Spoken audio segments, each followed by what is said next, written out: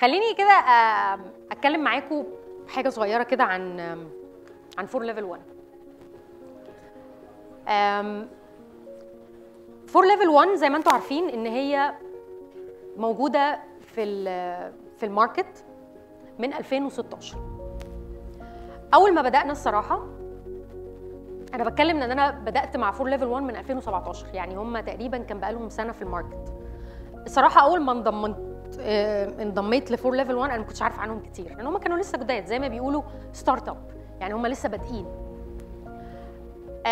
شفت الموضوع بقى من اول ما بدا خالص.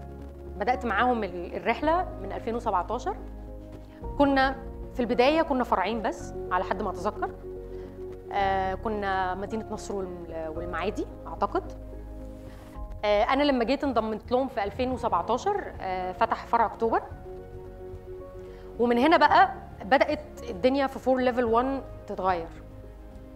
ابتدى يبقى عندنا حلم مختلف. ايه ده؟ لا المكان بينجح. ايه ده؟ لا احنا بنأثر في الناس. لا ده في ناس بتجيلنا بالاسم، انا سمعت عنكم وحابب ان انا ابقى موجود معاكم، مع العلم ان في اماكن تانية موجوده اساميها كبيره وتقيله، بس الناس حبت تيجي فور ليفل 1 لسبب جواهم انا ما اعرفوش، بس ممكن يكون دي حد زقه في الطريق ده وهو جه ووقع كده في ايدينا. من 2016 لحد قبل الكورونا على طول كانت الدنيا فور ليفل 1 حلوه جدا. وطبعا اول ما حصلت الكورونا كل البلد اتأثرت، مش فور ليفل 1 بس، وفي اماكن كتيره بتعلم انجلش قفلت. ولكن احنا خلال الفتره دي ما وقفناش. اول حاجه جت في بالنا لا احنا عايزين نكمل، وعلشان كده عملنا فور ليفل 1 اونلاين. ما كانش عندنا خالص فكره ان احنا نعمل اصلا اونلاين في الوقت الحالي، ولكن اول ما فور ليفل 1 حصلت الموقف ده كان في رد فعل سريع وبدانا في فور ليفل 1 اونلاين. في الاول كان معانا عدد قليل جدا والطلبه مش متعوده، لا انا لازم اشوف المدرس قدامي ولازم اتكلم معاه، لحد ما الحمد لله دلوقتي بقى بيبقى فيه فوق ال1000 طالب اعتقد في الاونلاين. ودي حاجه حلوه جدا ان احنا ما كناش متوقعين ان ده يحصل. اول ما ابتدت الكورونا تخف شويه وبدانا نفتح الفروع تاني، فكرنا انه اوكي هل احنا هنفضل بقى كده بقى وهنرجع زي ما كنا زمان ولا لا؟ الصراحه لا، التيم فكر انه لا احنا عايزين نعمل حاجه تانية مختلفه علشان نرجع بيها اقوى من الاول. فكرنا ان احنا نعمل ال فور ليفل 1 ناو فيديوز الناو. في منكم اكيد شاف الفيديوز بتاعت الناو، واللي ما يعرفش الفيديوز بتاعت الناو هي عباره عن المحاضره كامله بتتشرح لك من مدرس قدامك في موبايلك، على اللابتوب بتاعك، على الايباد بتاعك، في اي وقت تقدر تتفرج عليها، علشان نحاوطك بالانجليزي طول الوقت وانت في البيت.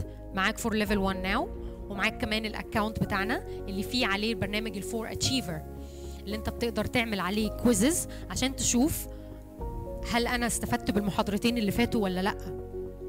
فور ليفل 1 ناو في طلبه كتيره بتستفيد منه، وفي طلبه الصراحه يعني مش بتتفرج عليه، بس لما بتبدا تتفرج عليه بتحس قد ايه هو مفيد، لان هو فيه معلومات زياده عن المحاضره اللي انت بتاخدها. احنا في المحاضره بيبقى فيه تارجت تاني، انا عايزك تتكلم اكتر. فبدانا في فور ليفل 1 ناو والفور اتشيفر، وكمان ابتدينا في عدد الفروع. احنا كنا في الاول عدد الفروع 3-4، وبعد كده الحمد لله من النهارده بقول لكم ان احنا بقينا الحمد لله 9 فروع. فده معناه انه الحمد لله الشركه بتطور في نفسها وعايزه توصل ل1,000,000 طالب نقدر ان احنا نأثر في حياتهم. احنا لحد دلوقتي الحمد لله أثرنا في حياه 100,000 طالب.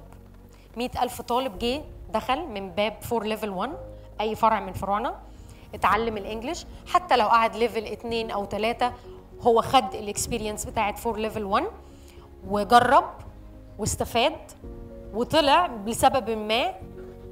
وممكن في طلبه كتير تغيب وبترجع تاني عشان ظروف خاصه بيها. فانا عايزه اقول من مكاني ده ثانك يو سو ماتش الفور ليفل 1 لانه بجد انا بدات معاهم من الاول خالص. يعني انا حبيت تجربتي معاهم، مرينا بابس ومرينا بداونز وكملنا، لانه انا شايفه انه هنعمل حاجه وهم شايفين ان احنا عايزين نعمل حاجه، وعلشان كده انا موجوده معاهم بعد 5 سنين، وان شاء الله نكمل ال10 وال20 وال25 ونبقى من اقوى الاماكن اللي موجوده في مصر اكتر واكتر واكتر بيكم طبعا، انتوا الطلبه اللي بتجونا وبتشرفونا في فروعنا وبتخلونا مكملين، لانه بسببكم احنا فعلا مكملين. So thank you so much لكل واحد فيكم.